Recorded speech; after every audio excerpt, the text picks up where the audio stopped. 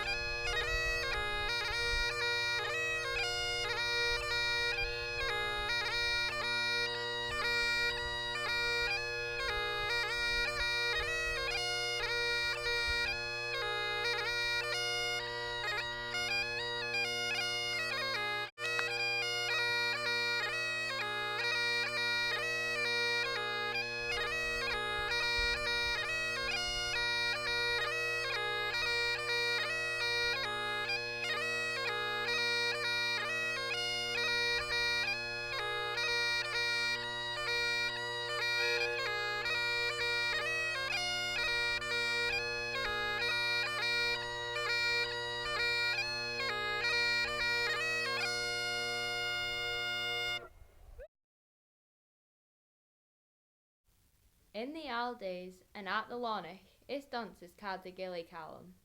It's one of the oldest and best kent Highland dances. According to legend, the original Gilly Callum was a Celtic prince, but was a heroic factor against Eno Macbeth's chiefs.